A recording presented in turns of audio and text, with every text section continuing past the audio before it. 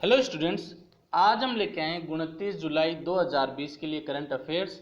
जितने भी important questions थे वो इस वीडियो में डाले हैं। वीडियो को आप पूरा देखिए।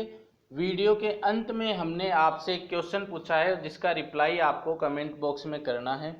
पीडीएफ आप हमारे टेलीग्राम ग्रुप से डाउनलोड कर सकते हैं, उसका लिंक डिस्क्रिप्शन में डाल दिया जाएगा। तो हमारा चैनल है टारगेट एजुकेशन क्लासेज। यदि आपने इसको सब्सक्राइब नहीं किया है तो सब्सक्राइब कीजिए, बेल आइकन जरूर दबाइए ताकि सबसे पहले वीडियो का लिंक आप तक पहुंचे। तो आज का जो पहला क्वेश्चन है, world nature conservation day 2020 was celebrated. विश्व प्रकृति संरक्षण दिवस 2020 कब मनाया गया?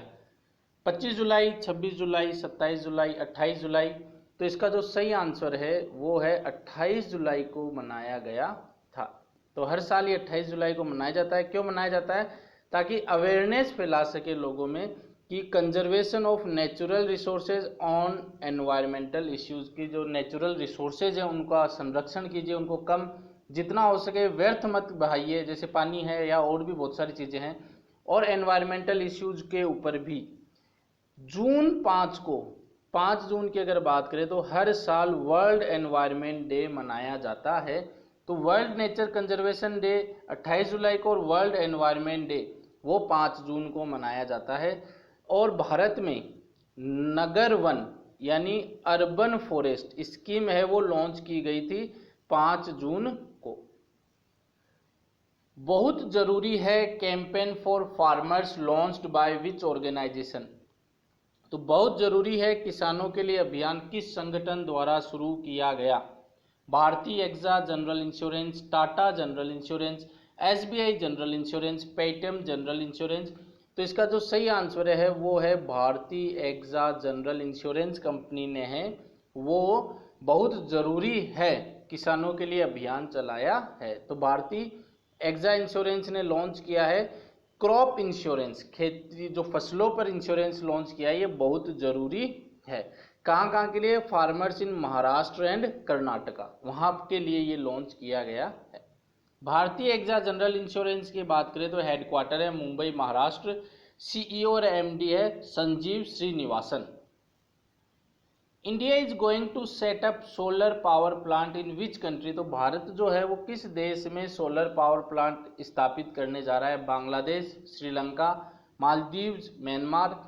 तो इसका जो सही आंसर है वो है श्रीलंका में जो है वो सोलर पावर प्लांट स्थापित करने जा रहे हैं। तो international solar alliance NTPC limited जो कि लार्जेस्ट पावर जनरेशन यूटिलिटी है वो श्रीलंका में सोलर पावर प्लांट स्थापित करने जा रहा है।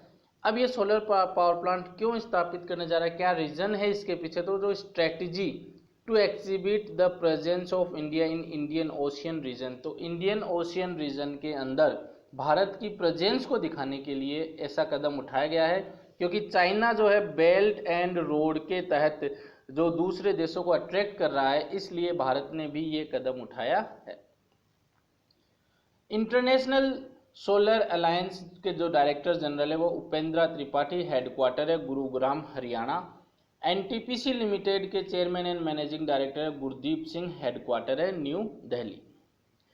तो the Republic of Mali awarded project management consultancy contract for the development of 500 megawatt solar park in Mali to NTPC Limited. तो एनटीपीसी लिमिटेड को प्रोजेक्ट मैनेजमेंट कंसल्टेंसी कॉन्ट्रैक्ट से अवार्ड मिला है इनको ये, क्योंकि इन्होंने 500 मेगावाट का सोलर पार्क जो है वो माली में बनाया था, रिपब्लिक ऑफ माली में बनाया था।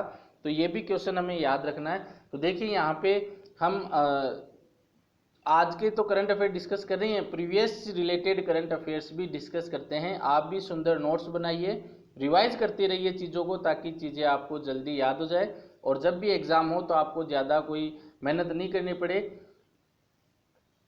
10 broad gauge locomotive, broad gauge locomotive क्या होते हैं? जो इंजन होता है ट्रेन का उसको बोलते हैं। Handed over to which country. तो 10 ब्रॉड गेज लोकोमोटिव किस देश को सौंपे गए? बांग्लादेश, श्रीलंका, मालदीव्स, म्यांमार। तो इसका जो सही आंसर है 10 ब्रॉडगेज हाल ही में बांग्लादेश लोकोमोटिव जो इंजन है बांग्लादेश को सौंपे गए हैं। तो इंडियन रेलवेज ने specially modified 10 railway broad gauge locomotive है वो बांग्लादेश को दिए हैं, जो कि बांग्लादेश में जो इंक्रीजिंग वॉल्यूम ऑफ पैसेंजर है उसको मेंटेन करने में, हैंडल करने में हेल्प करेगा, और ट्रेन ऑपरेशंस भी अब बांग्लादेश में इंक्रीज हो जाएंगे। ये जो लोकोमोटिव है ये वर्चुअली फ्लैग्ड ऑफ, वर्चुअली मतलब हरी झंडी दिखाई गई है बांग्लादेश को, तो वो किसके द्वारा दिखाई गई है? External affair minister doctor Subrahmanyam Jaishankar और रेलवे मिनिस्टर पीयूष वेद प्रकाश गोयल जी के द्वारा। और बांग्लादेश की तरफ से बात करें तो बांग्लादेश की तरफ इस ऑनलाइन सेरेमनी को अटेंड किया था ministry of railway Mohammad Nurul Islam Sujan और ministry of foreign affairs Abdul Kalam Abdul Momen. Bangladesh की बात करें तो कैपिटल है ढाका, करेंसी है बांग्लादेशी टका, प्रेसिडेंट है मोहम्मद अब्दुल हमीद। अभी हाल ही में कुछ दिनों पहले ही हमने अपने चैनल पे डिस्कस किया था कि इंडिया जो है वो इंडिया ने ऑपरेट किया था पहला ट्रायल कंटेनर शिप, जो कि कोलकाता से अगरतला और करीमगंज होते हुए वो चित्तोंग बांग्लादेश गया था, जिसके अंदर स्टील और पल्सेज यानी दालें थी। तो ये भी डिस्कस किया गया था। World hepatitis day 2020 was celebrated. तो ये इंपॉर्टेंट क्वेश्चन है, क्यों है अभी हम डिस्कस करते हैं इसको। तो विश्व हेपेटाइटिस दिवस 2020 मनाया गया 25 जुलाई, 26 जुलाई, 27 जुलाई, 28 जुलाई। तो सही आंसर है वो है 28 जुलाई को जो है वर्ल्ड हेपेटाइटिस डे बनाया गया है। तो WHO वर्ल्ड हेल्थ ऑर्गेनाइजेशन है वो वर्ल्ड हेपेटाइटिस डे है वो 28 जुलाई को हर साल मनाती है, ताकि बढ़ावा दे सके, लोग जाने कि ये हेपेटाइटिस है क्या, बीमारी क्या है, और इसको रोका जा सके। जो पहला वर्ल्ड हेपेटाइटिस डे है वो 28 जुलाई 2011 को मनाया गया था। और बात करते हैं थीम की, तो थीम जो रखी गई है इस बार की वो hepatitis free future, focusing on prevention of hepatitis be among mothers and newborn. तो जो मदर्स और न्यूबॉर्न बेबी में हेपेटाइटिस बी पाया जाता है उसको रोकने के लिए ये थीम रखी गई है हेपेटाइटिस फ्री फ्यूचर। अब ओम बिरला, भारत के अंदर बात करते हैं कि भारत में इस दिन क्या क्या हुआ है। तो ओम बिरला जो कि स्पीकर हैं लोकसभा के, इन्होंने इनॉग्रेट किया second empathy e conclave by the Institute of Liver and Biliary Science ILBS। तो ये ओम बिरला जी ने दूसरा एम्पैथी ई कॉन्क्लेव ऑर्गेनाइज जो इनोग्रेट किया है ओम बिरला ने जी। तो और ये ऑर्गेनाइज किसके द्वारा? ILBS Institute of Liver and Biliary Science. किसके कोलेब्रेशन में? एयरपोर्ट अथॉरिटी ऑफ इंडिया के कोलेब्रेशन में, ताकि अवेयरनेस फैलाई जा सके, अवेयरनेस किया जा सके लोगों को या parliamentarians on the occasion of world hepatitis day के ऊपर। अब ये जो थीम है इस एनक्लेव की वो है keep your liver safe in COVID times. COVID time में भी लीवर को क्या रखें? सेफ रखें। और जो पार्टिसिपेंट्स हैं कॉन्क्लेव के वो प्रतिज्ञा लेंगे हेल्दी लीवर हेल्दी इंडिया, ये प्रतिज्ञा भी लेंगे। तो ये भी बन सकता है क्वेश्चन। और थीम का भी ये जो थीम है वो कॉन्क्लेव की है। अभी हमने जो थीम देखी थी वो वर्ल्ड हेपेटाइटिस डे की थी। WHO की बात करते हैं तो डायरेक्टर जनरल है doctor Tedros Adhanom Ghebreyesus, headquarter है Geneva Switzerland. BIS care app to check the authenticity is launched by. तो प्रमाणिकता की जांच करने के लिए बिस केयर ऐप किसके द्वारा शुरू किया गया है या किसने लॉन्च किया है? तो श्री नरेंद्र सिंह तोमर, श्री रामविलास पासवान, श्री रविशंकर प्रसाद, श्री नितिन जयराम गडकरी। तो ये जो लॉन्च किया है ये श्री रामविलास पासवान जी ने लॉन्च किया है। तो यूनियन मिनिस्टर है consumer affairs, food and public distribution, Ramvilas Paswan ji ने लॉन्च किया है बिस केयर। अब बिस केयर की फुल फॉर्म क्या है? Bureau of Indian standards.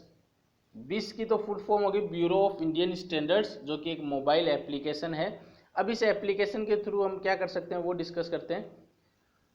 इस एप्लीकेशन के थ्रू हम जो है जो कंज्यूमर्स हैं वो authenticity of ISI and hallmarked product, जो भी ISI की ऑथेंटिसिटी और जो हॉलमार्क्ड आता है प्रोडक्ट के उसके ऊपर हम उसको चेक कर सकते हैं और हम जो है कंप्लेंट भी लॉन्च कर सकते हैं, कंप्लेंट भी दाखिल कर सकते हैं इस ऐप के ऊपर।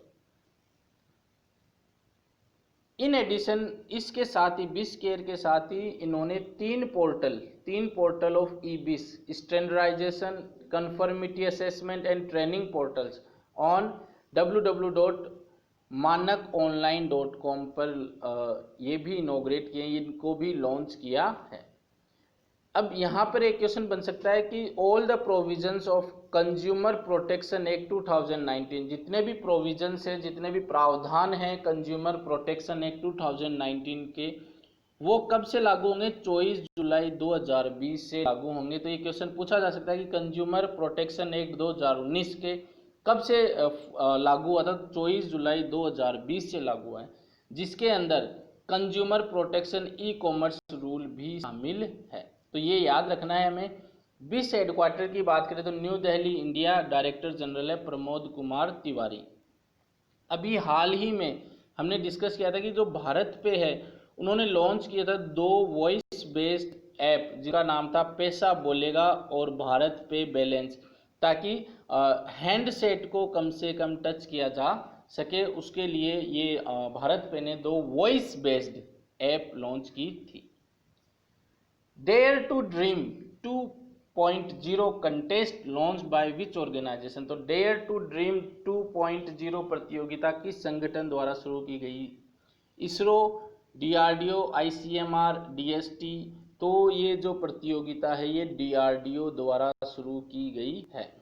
तो an innovation contest dare to dream ये लॉन्च किया गया है defence research and development organisation DRDO के द्वारा।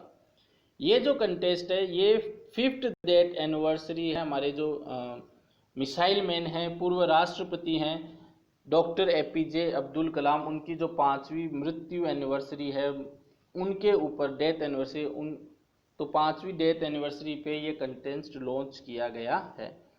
ये जो कंटेस्ट है ये लॉन्च किया गया एज ए ओपन चैलेंज है। किनके लिए? जो इनोवेटर्स है और स्टार्टअप्स है अपनी कंट्री में, जो नए इनोवेटर और स्टार्टअप्स हैं, उनके लिए ये ओपन चैलेंज लॉन्च किया गया है। प्राइज मनी जो रखी गई है वो 10 लाख रुपए तो स्टार्टअप्स के लिए और 5 लाख है इंडिविजुअल कैटेगरी के लिए। चेयरमैन है डीआरडीओ के जी सतीश रेड्डी। तो देखिए डॉक्टर एपीजे अब्दुल कलाम जी के ऊपर ये 5वां ये जो है कंटेस्ट लागू किया गया है। तो डॉक्टर एपीजे अब्दुल कलाम जी से हमें भी बहुत सीख लेनी चाहिए, उनकी जीवनी पढ़नी चाहिए हमें। और उनसे देखिए अगर हम अच्छी बातें पढ़ेंगे तो अच्छी बातें दिमाग में जाएगी और हम पॉजिटिव रहेंगे। और ये समय भी पॉजिटिव रहने का है, अच्छे से तैयारी करने का है, ताकि जब भी कोई भी गवर्नमेंट एग्ज़ाम आए पहली से पहली तो हम उसी में सिलेक्शन पाएँ, ऐसी हमें तैयारी करनी है। Which public sector bank partnered with Unican to secure its internet banking channels? तो किस सार्वजनिक क्षेत्र के बैंक ने अपने इंटरनेट बैंकिंग चैनलों को सुरक्षित करने के लिए यूनिकेन के साथ भागीदारी की है? तो state bank of India, bank of Maharashtra, bank of India, Punjab national bank. तो ये बताना है कि इंटरनेट बैंकिंग चैनलों को सुरक्षित करने के लिए यूनिकेन के साथ भागीदारी किसने की? और ये भी बोला गया है, तो क्लू दिया गया है सार्वजनिक क्षेत्र में, तो ये बैंक ऑफ महाराष्ट्र। तो जो बैंक ऑफ महाराष्ट्र है उन्होंने यूनिकेन के साथ समझौता किया है, पार्टनरशिप की है। अब ये यूनिकेन जो है डिजिटल सिक्योरिटी इन इंडिया के अंदर सबसे अग्रणी शाखा है, सबसे अग्रणी ब्रांच है। यूनिकेन जो है सबसे अग्रणी कंपनी है जो कि इंडिया के अंदर डिजिटल सिक्योरिटी प्रोवाइड करवाती है। तो बैंक ऑफ महाराष्ट्र इनके साथ हाथ मिलाया है। इसके तहत इनकी जो इंटरनेट बैंकिंग चैनल्स है, जैसे मोबाइल के ऊपर या कार्ड या कॉल सेंटर्स या एटीएम्स या जो भी अदर है, साइबर फ्रॉड जो हो रहा है उससे बचने के लिए यूनिकेन के साथ इन्होंने समझौता किया है। इस रिगार्ड्स के तहत यूनिकेन रेल आईडी टेक्नोलॉजी, जो बैंक ऑफ महाराष्ट्र है वो यूनिकेन की जो रेल REL आईडी टेक्नोलॉजी है वो यूज कर सकेगा, जिसके तहत omni channel security for online banking app, जो ऑनलाइन बैंकिंग ऐप है महासिक्योर, बैंक ऑफ महाराष्ट्र की ऑनलाइन ऐप है महासिक्योर, उसको ये बचाया जा सकेगा फ्रॉड से। बैंक ऑफ महाराष्ट्र के जो सीईओ और एमडी है एएस राजीव, हेडक्वार्टर है पुणे महाराष्ट्र, टैगलाइन है वन फैमिली वन बैंक, एक परिवार एक बैंक। यूनिकेन के सीईओ है बिमल गांधी, हेडक्वार्टर है Chatham New Jersey United State. Who has appointed as interim prime minister of Somalia, तो सोमालिया के अंतरिम प्रधानमंत्री के रूप में किसे नियुक्त किया गया है? Mahdi Mohamed Guled, Hassan Ali Khaire, Mohamed Abdullahi Farmajo, none of these. तो जो अंतरिम प्रधानमंत्री के रूप में नियुक्त किया गया है वो है महदी मोहम्मद गुलेद, पहला ऑप्शन इसमें सही है।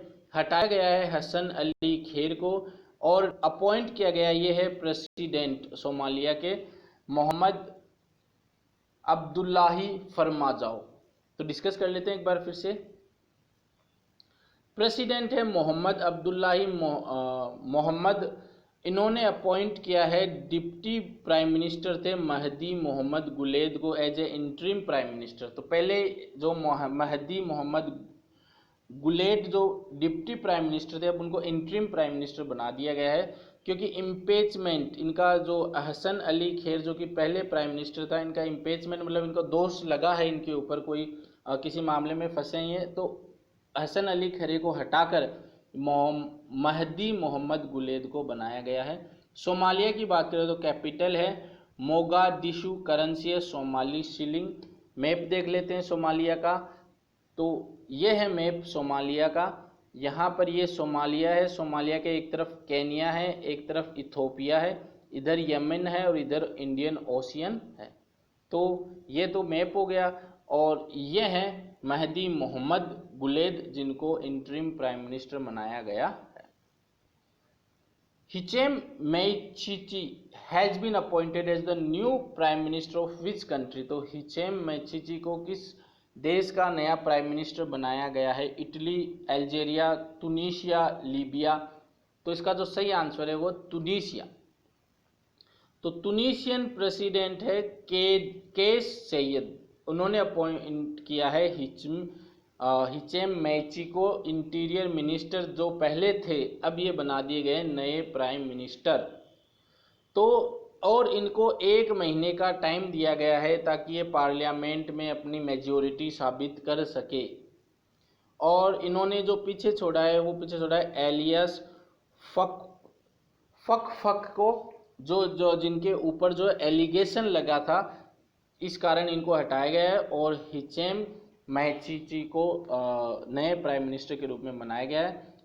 तुनीशिया की कैपिटल है तुनीस, करेंसी है तुनीशियन दिनार। मैप है ये तुनीशिया का। तो मैप में अगर आप देख सकते हैं अल्जीरिया एक पड़ोसी राज्य है, लीबिया पड़ोसी राज्य है, इधर इटली है, इधर ये माल्टा है और ये है मेडिटेरेनियन सी। तो ये मैप की बात हो गई। और ये बने हैं तुनीशिया के नए प्राइम मिनिस्टर हिचेम मैचिची। तो देखिए हमारे चैनल पे हैं, हम detail wise point to point हर चीज़ डिस्कस करते हैं। अभी भी आपने हमारे चैनल को सब्सक्राइब नहीं किया है, सब्सक्राइब कीजिए। और वीडियो आपको अच्छा लग रहा है तो लाइक ज़रूर कीजिए, वीडियो को पूरा देखिए और लास्ट में जो क्वेश्चन है उसका रिप्लाई ज़रूर कमेंट बॉक्स में करना है। The Indian way strategy for an uncertain world, ये जो बुक लिखी है एक्सटर्नल अफेयर्स मिनिस्टर ने, जो हैं डॉक्टर एस जयशंकर, जिसके अंतर्गत है standard of India in the global order. ये जो बुक है वो पब्लिश की जाएगी हार्पर कॉलिंस के द्वारा। डॉक्टर जयशंकर जी जो कि अभी करंट के एक्सटर्नल अफेयर्स मिनिस्टर हैं, पहले एक्सटर्नल अफेयर्स थी सुषमा स्वराज, लेकिन उनके निधन के बाद में डॉक्टर जयशंकर जी को बनाया गया है। ये बुक है the India way strategy for an uncertain world. Next एक बुक और लिखी गई है the quest for reporting financial stability in India. ये बुक है quest for restoring financial stability in India. और ये लिखी किसने? पहले फॉर्मर रिजर्व बैंक इंडिया के डिप्टी गवर्नर है विराल वी आचार्य, इन्होंने ये बुक लिखी है। ये जो बुक है ये किस पर बेस्ड है? Restore financial stability in India and offer एक तो रिस्टोर फाइनेंशियल स्टेबिलिटी पर तो ये बेस्ड है इंडिया के अंदर, और एक प्लान भी ऑफर किया गया है, concentrate plan for sustained improvement के लिए एक प्लान भी ऑफर किया गया है इस बुक में। ये बुक पब्लिश की जाएगी SAG पब्लिकेशन प्राइवेट लिमिटेड के द्वारा। यह है बुक का front page, quest for restoring financial stability in India. 13th है, 2 टाइम की ऑस्कर विनर है ओलिवा डे हाविलैंड। इनकी मृत्यु हो चुकी है 104 साल की उम्र में। इनका जो जन्म है वो 1 जुलाई 1916 को टोक्यो जापान में हुआ था। ये फेमस क्यों है इन्होंने, क्योंकि 2 टाइम ऑस्कर जीता है। 13 मार्च 1946 को ओलिवा ने ऑस्कर जीता था to each his own under the category best supporting actors के अंदर। और फिर बाद में 1949 में इन्होंने जो ऑस्कर जीता था वो जीता था द हैरियस, इनके लिए इस मूवी के लिए ऑस्कर जीता था। ये है फोटो ओलिवा डे हैविलैंड जी की, जिनकी अभी मृत्यु हो चुकी है। तो ये करंट अफेयर था। कल हमने क्वेश्चन पूछा था कि हाल ही में किस देश ने अंतर्राष्ट्रीय सौर गठबंधन पर हस्ताक्षर किए, तो इसका सही आंसर है निकारागुआ। आज का जो क्वेश्चन है, विश्व में वन क्षेत्र बढ़ाने में भारत की रैंक क्या है, पहली, दूसरी, तीसरी, चौथी। तो इसका रिप्लाई आप कमेंट बॉक्स में कीजिए। करंट अफेयर के नोट्स बनाइए, सुंदर से नोट्स बनाइए, रिवाइज करते रहिए। ऐसे भरोसे में मत बैठिए कि एग्जाम नहीं होगा, एग्जाम होगा, तैयारी करते रहिए। इसी के साथ धन्यवाद।